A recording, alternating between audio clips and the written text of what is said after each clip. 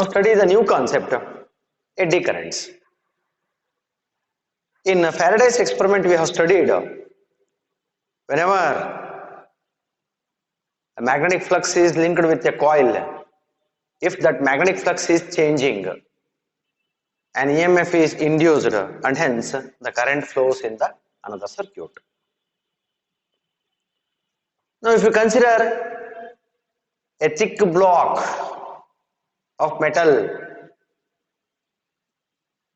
is subjected to a varying magnetic field or varying magnetic flux, in that metal block also the current is induced, but the pattern of that current is just like swirling eddies in water, and those currents which are induced in blocks when they are subjected to varying magnetic flux are called eddy currents. The definition for eddy currents is the unwanted current induced in blocks of metals when subjected to varying magnetic flux. Those unwanted currents we call them as eddy currents. Now look at the diagram. Now we have a plate, metal plate. Now it is pivoted and it is made to oscillate between two strong magnetic poles as shown in the diagram. Now this arrangement is similar to that of our simple pendulum. Now as the block starts to oscillate because of the electromagnetic induction, the currents are induced in different directions. Whenever it is entering the higher field region, the current is in one direction according to Lenz's law, and whenever it is leaving away from the field region, the current is in the opposite direction according to Lenz's law. Now this induced currents opposes the change in magnetic flux, and hence the oscillation it suddenly damps. Now that is called as electromagnetic damping. Instead of a thick block of metal, if you use that metal plate like this as shown in the diagram, that is slots are used, or if holes are created in that metal, then the path for the eddy current reduces and hence energy loss is reduced. Therefore it oscillates for a longer time. It oscillates for a longer time. Now in this case, if you use a thick block, the path is larger for the eddy currents and hence there is a loss of energy and hence damping suddenly occurs. If I make this plate as slots, or if you create holes in that metal block and if it is made to oscillate, now the path for the eddy current is reduced. The path is reduced obviously. As the path is reduced, the loss of energy is also reduced and hence we get more and more oscillation of that metal block in this arrangement. Now these eddy currents are unwanted. Why they are unwanted? Because they create heat energy. There is a loss of electrical energy in the form of heat. For example, if you take the case of a transformer or a motor, in transformer or a motor we are using metallic core above which we are winding the wires or the conducting material. As and when the current is passed through that conducting material,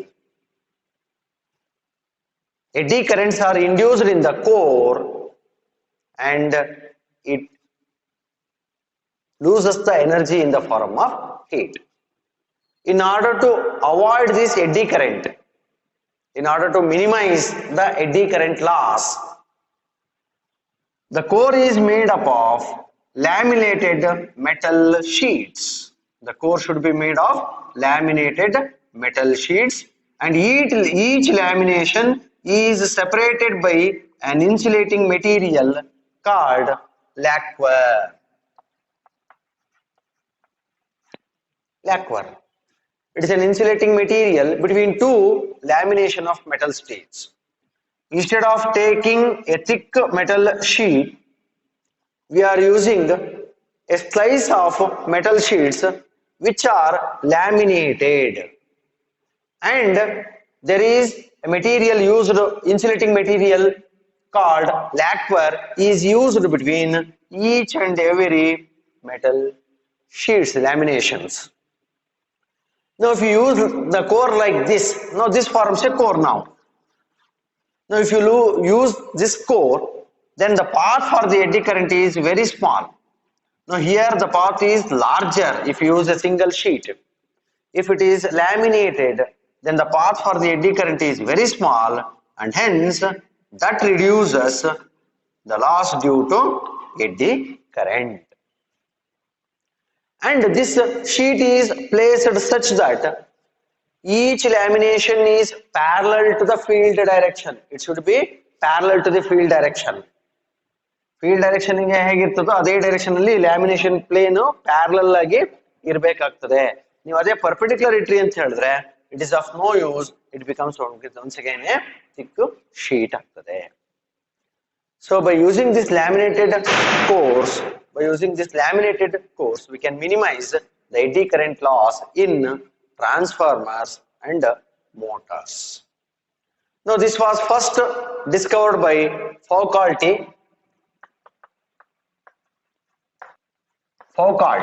This was first discovered by Foucault, and this is eddy current. Even though it is an unwanted current, because it is causing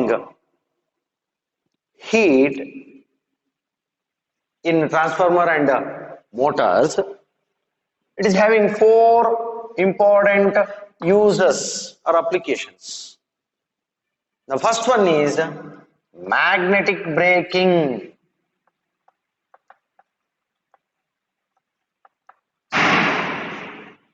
Magnetic brakes that are used in trains.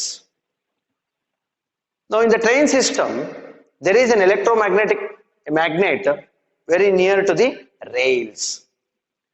As and when the electromagnet is activated, eddy currents are induced in the rails. Now this is railway track.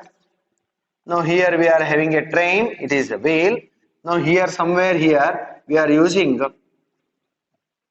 electromagnet. As and when this electromagnet is activated, it induces eddy currents in the railway track. Now this opposes the motion of the train, and therefore this system acts as a magnetic braking system in trains. Since there is no contact here, it causes a smooth movement of the train. It is one of the application or use of eddy currents. Now second one, electromagnetic damping.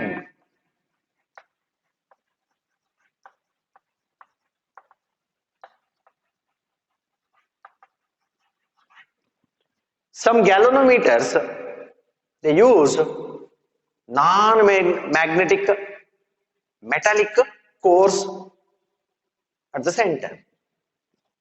As and when the current passes, it induces eddy currents in the core, which opposes the further deflection of the needle in galvanometers, and that concept we call it as electromagnetic damping.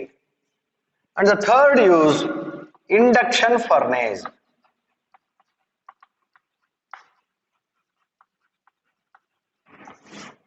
Induction furnace.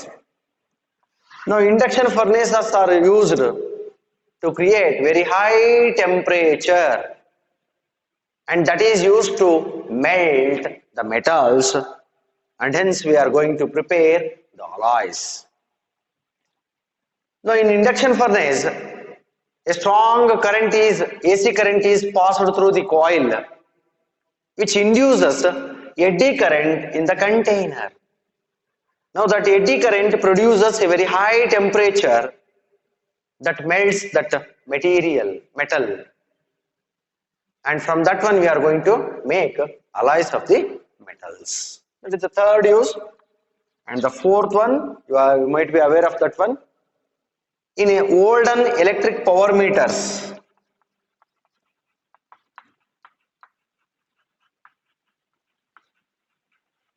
nowadays we are using digital power meters. The olden electric power meters which we are using for the household thing, for the houses, there is a aluminum disc which is rotating. That rotation is due to the generation of eddy current. Now these are the four important uses of eddy current. Now we will explain a simple experiment for demonstrating eddy current. Now take two dimensionally identical pipes, one of aluminum cylindrical pipe and another one of PVC pipe, that is plastic pipe, which are having the same diameter and same length. Now take a cylindrical magnet. Here we have a magnet.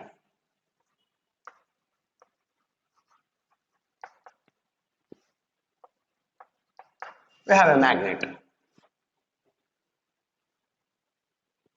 Here is also a magnet here. I am having the same magnet here also.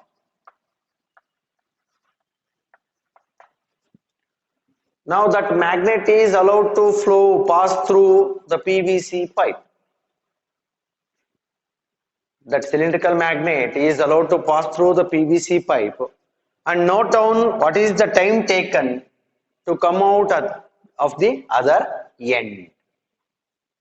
Since it is a PVC pipe, as and when the magnet is passing through it, there is no EMF induced and hence there is no eddy current.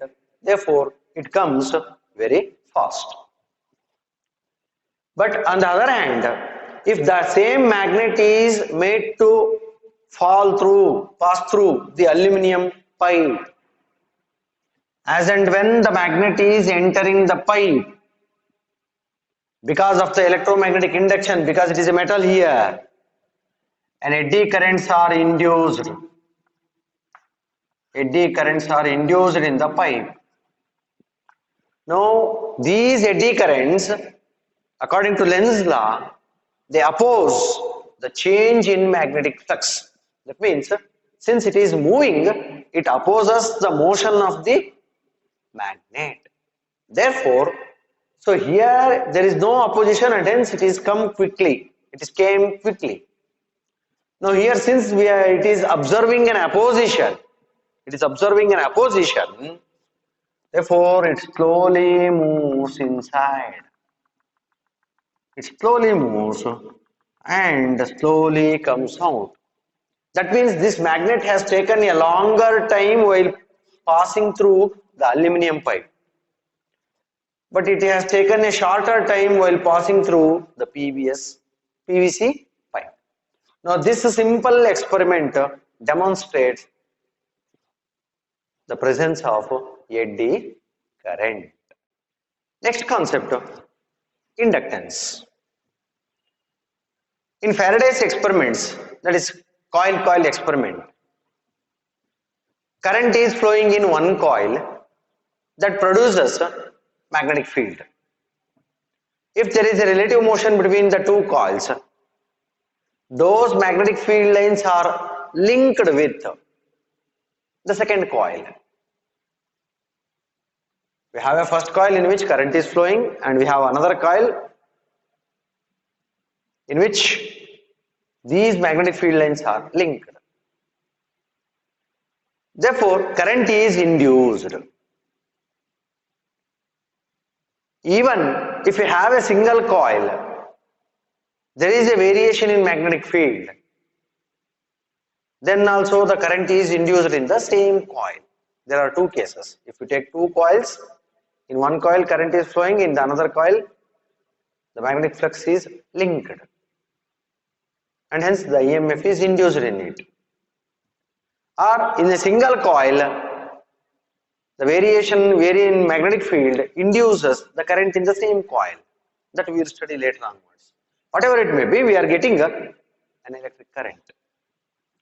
Now here, the magnetic flux phi b linked with one coil is directly proportional to the current flowing in the other coil.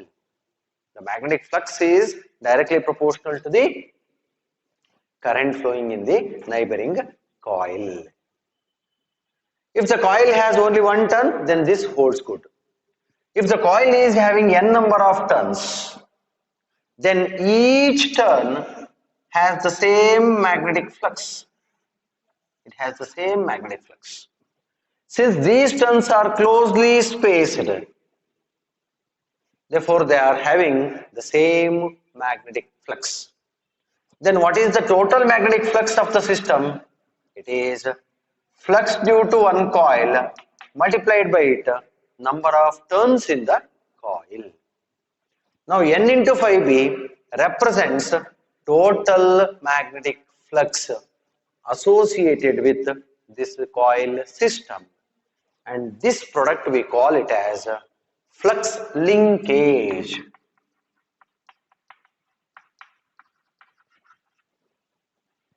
Linkage, not leakage. Flux linkage. The product N into phi b is called as flux linkage. Therefore, the flux linkage in the coil is directly proportional to the current flowing in the same coil or the neighboring coil. If you take the ratio of these two or the proportionality constant, we are getting a proportionality constant here. That proportionality constant, in some cases, if you are using two coils, then we write it as M. If you are having a single coil, then we write it as L, whatever it may be. Proportionality constant. Now that proportionality constant is called as inductance. Therefore, inductance is defined as the ratio of flux linkage in one coil to the current flowing in the other coil or the same coil. The ratio of flux linkage to the current is called, it is a constant and it is called as inductance. It is called as inductance. It is another physical quantity similar to that of a capacitance in capacitors. So like capacitors, since it depends on, in the case of a parallel plate capacitor, the capacitance depends on the dimension, geometry and the intrinsic property of the material, that is dielectric constant. In the same fashion, this flux linkage also, this inductance also depends on the geometry of the coil. It also depends on the geometry of the coil and intrinsic property of the material.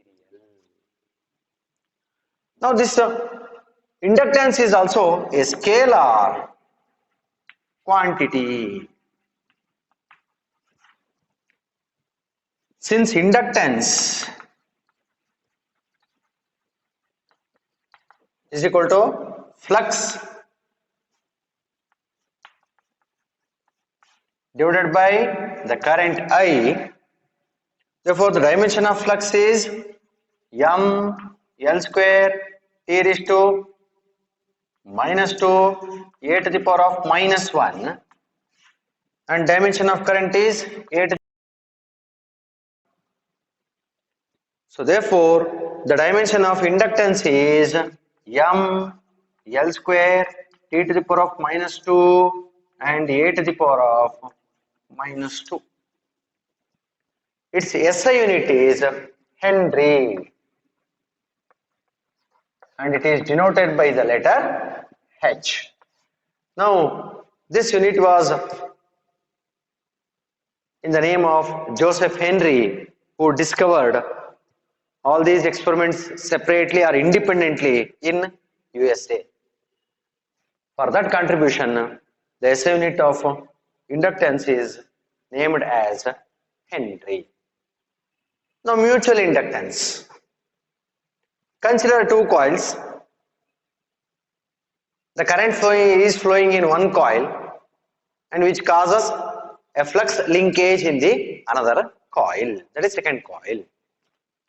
The ratio of flux linkage in one coil to the current flowing in the other coil is called mutual inductance. Here we are having two coils. In one coil current is flowing, in the another coil there is a magnetic flux linkage. The ratio of flux linkage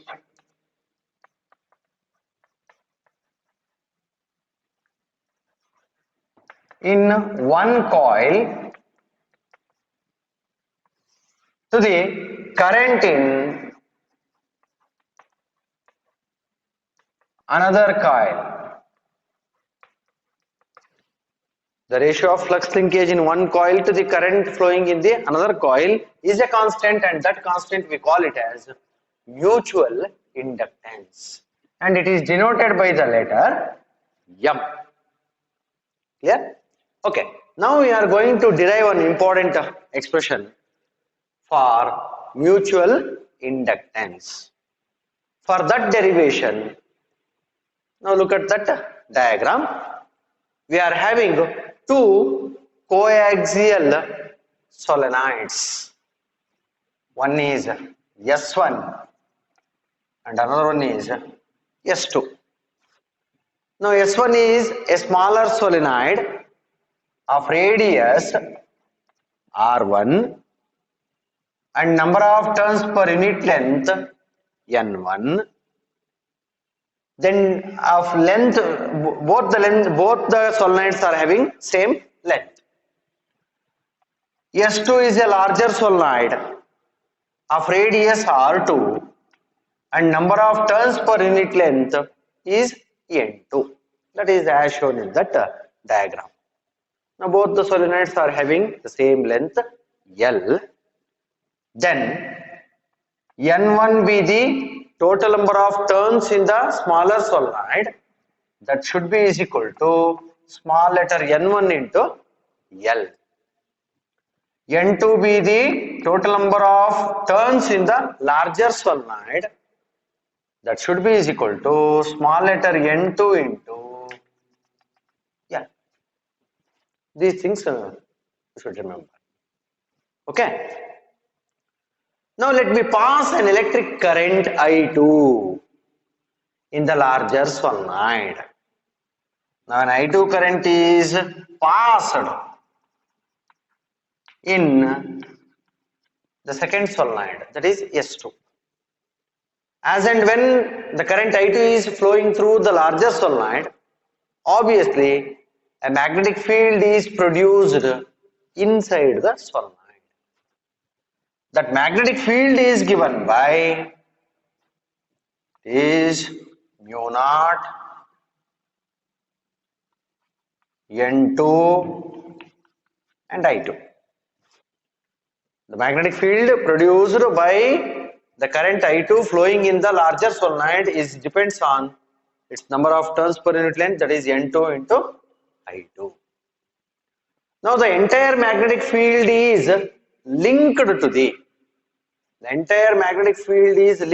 the smaller solenoid. Larger solenoid na ಒಳಭಾಗದಲ್ಲಿ full magnetic field ಉಂಟು.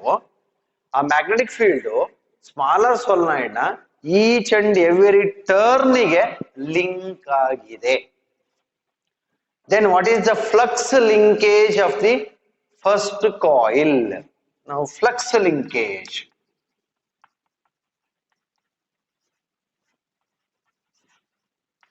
of S1, smaller coil, flux linkage of S1 is equal to, it is total number of turns in the first coil, that is N1 into, it is the magnetic field, magnetic flux phi.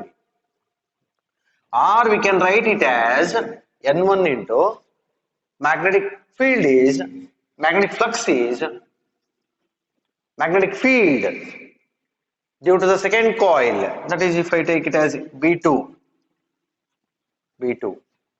and area of cross section of the first coil, first solenoid. Now the flux linkage of the smaller solenoid is equal to N1 into phi b.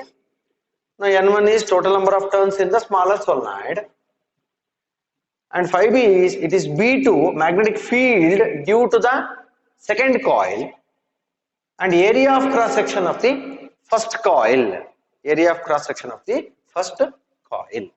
So therefore, now N1 is small letter N1 into L, and B2 it is mu naught N2 into I2, and area of cross section of the first coil, so it is pi R1 square, pi R1 square. This is the flux linkage. We know that flux linkage is directly proportional to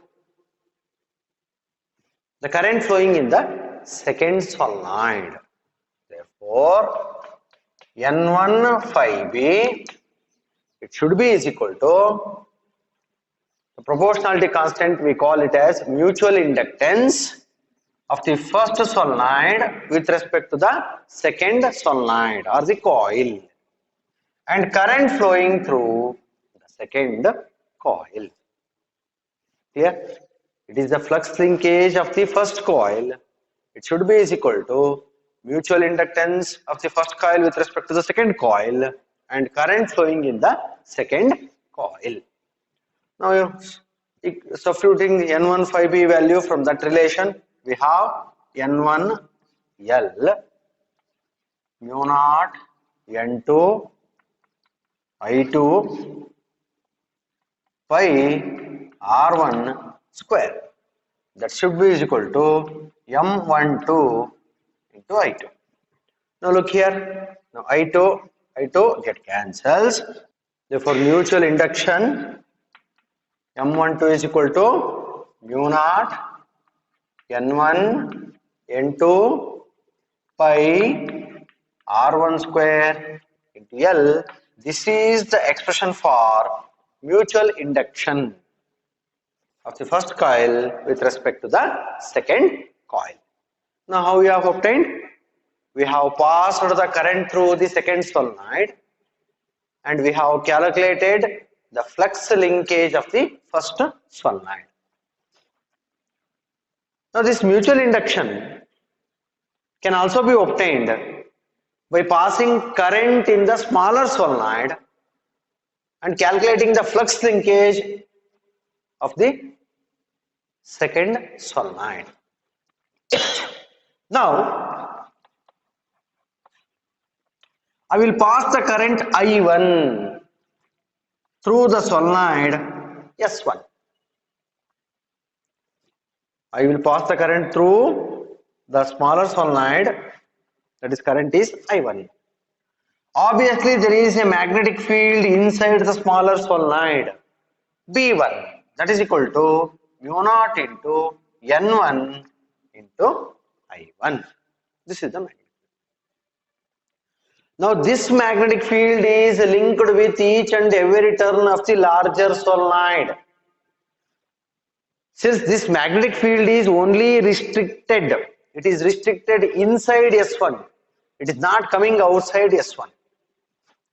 Therefore, flux linkage of S2, flux linkage of S2 is equal to, it is N2 into phi b, that is equal to N2 phi b, that is the magnetic flux. Magnetic field due to the first solenoid and area of cross section. Now look here, here we have taken magnetic field due to the second coil, and A1 is the area of cross section of the smaller solenoid or the coil. But here the magnetic field due to the smaller coil, actually you have to take area of the larger coil, but the magnetic field is only restricted to the smaller solenoid. It is not present outside the smaller solenoid. Therefore, flux linkage in the case of the second solenoid, it is also A1, not A2. You should remember, because the current is flowing in the smaller solenoid. Therefore, magnetic field is only restricted between to the smaller solenoid. It is not outside of it. Therefore, here we have to take not A2, only A1 is taken. Now N2, that is small letter N2L. B1, it is mu naught N1 I1. A1, it is pi R1 square. This is the flux linkage. Clear? Now, by the definition of mutual inductance, now the flux linkage of the second coil N2 phi B is equal to M21, mutual inductance of the second coil with respect to the first coil, into current flowing through the first coil or the solenoid. Now substituting the value here, I am getting N2L and mu naught N1 I1 into pi R1 square is equal to M21 into I1. Now look here, I1 get cancels. Therefore, mutual inductance in the second case is also mu naught N1 into pi R1 square into L. Now look at the two expressions, M12 and M21. Both are having the same expressions. Therefore, mutual inductance of first coil with respect to the second is same as mutual inductance of the second coil with respect to the first, or simply we will write it as M. Simply we write it as M. Now that is the expression for mutual inductance.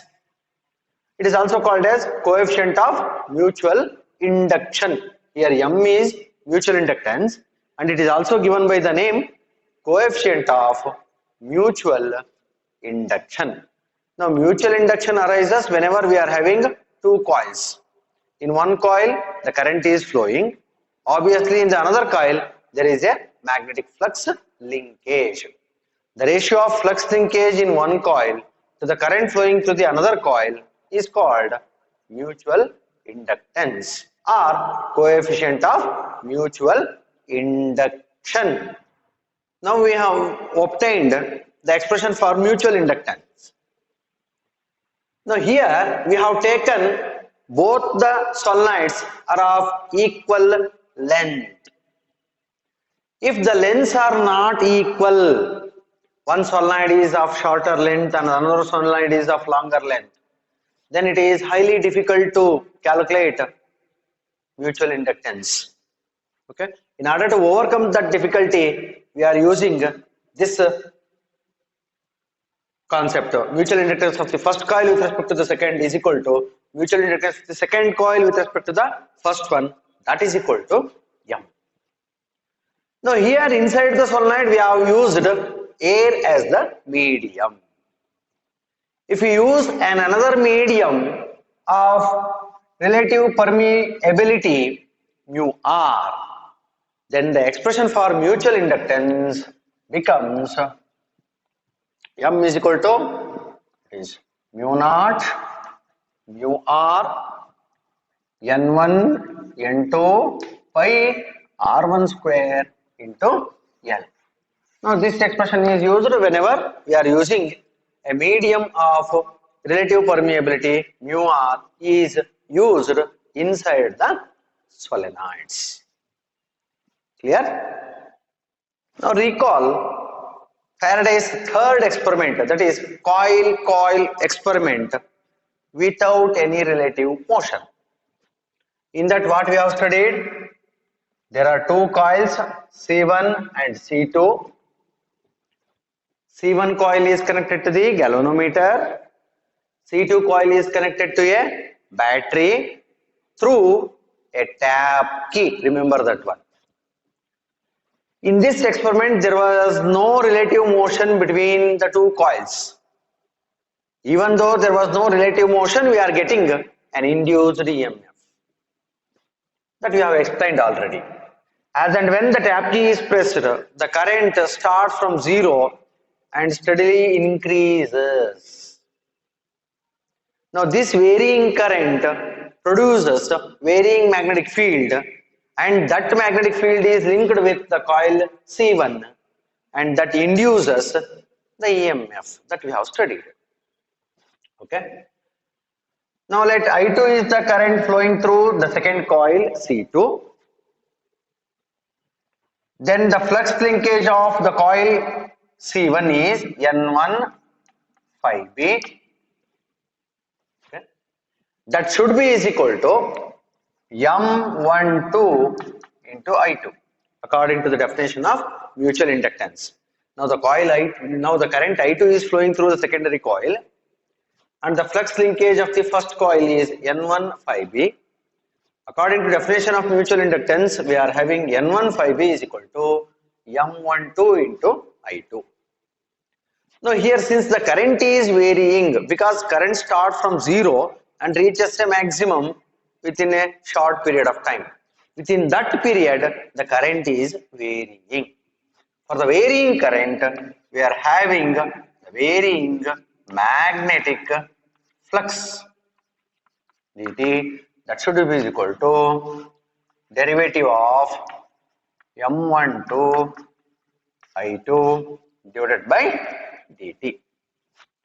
Now according to Faraday's laws of electromagnetic induction, the induced EMF in the first coil, if you take it as E1, it should be equal to minus of d by dt of N1 5B.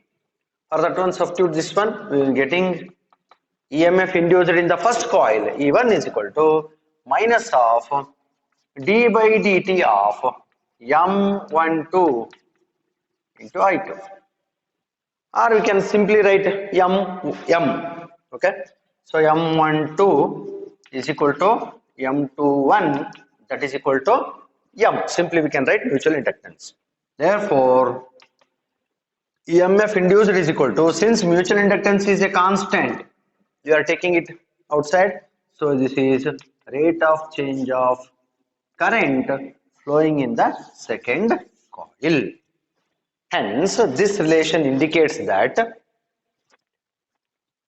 an EMF induced in the first coil due to the variation in current in the second coil. EMF is induced in the first coil. Even though there is no relative motion between the two coils, there is a variation of current in the second coil that also induces an EMF. Now you should remember this relation also. E1 is equal to minus of M into di by dt. Here it is I2. Now we will work out one problem. Two concentric circular coils, one of smaller radius R1 and the other of larger radius R2, such that R1 is very much smaller than R2, are placed coaxially with centers coinciding. Obtain the mutual inductance of the arrangement. Now we have two coils, one of smaller radius and another of larger radius. They are placed such that the centers of the two coils are coinciding. For this arrangement, now we have to work out what is the mutual inductance. Okay. Now for that one, let me consider the first case. Now let I2 is the current flowing through the second coil C2. Now the current is flowing through the second coil of radius R2 is flowing. As and when the current is flowing, there is a magnetic field along its axis. Therefore, the magnetic field due to the current flowing I2 in the second coil, let me write it as V2 is equal to mu naught I2 divided by 2 R2, that we have already derived in the previous chapters. Magnetic field due to a circular loop, that we have derived. Mu naught I divided by 2R is the general formula. So here current I2 flowing in that particular coil and R2 is the radius. Now this magnetic field is present inside the second coil. Now this entire magnetic field is linked with the first coil. Now flux linkage of the first coil, that is inner coil, that is phi B, flux linkage of the inner coil is given by B2, magnetic field due to the second coil, and area of cross section of the first coil, flux linkage, B into A, B dot A, that is B2 A1.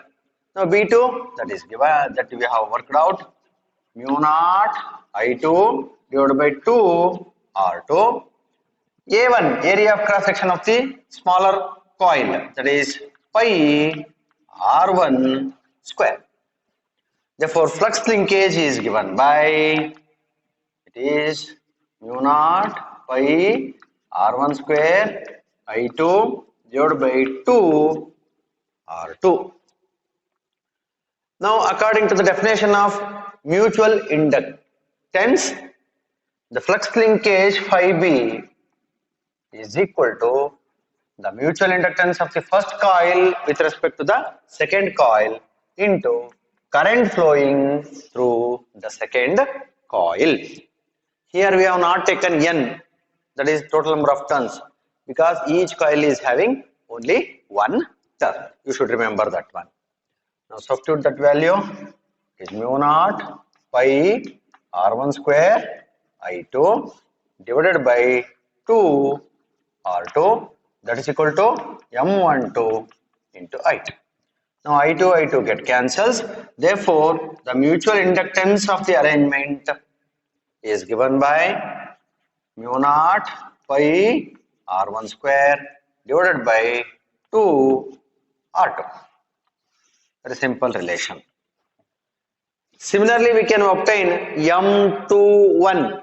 What is that one? Mutual inductance of the second coil, M21, mutual inductance of the second coil with respect to the first coil. How can you obtain that one? Now we are passing a current I1 through the inner coil. We have to pass the current I1 through the inner coil and have to work out in the similar manner. But in the previous session we have studied M12 is equal to M21, both are same. Therefore, that is equal to mu naught pi R1 square divided by 2 R2. This is the final expression for mutual inductance for this arrangement.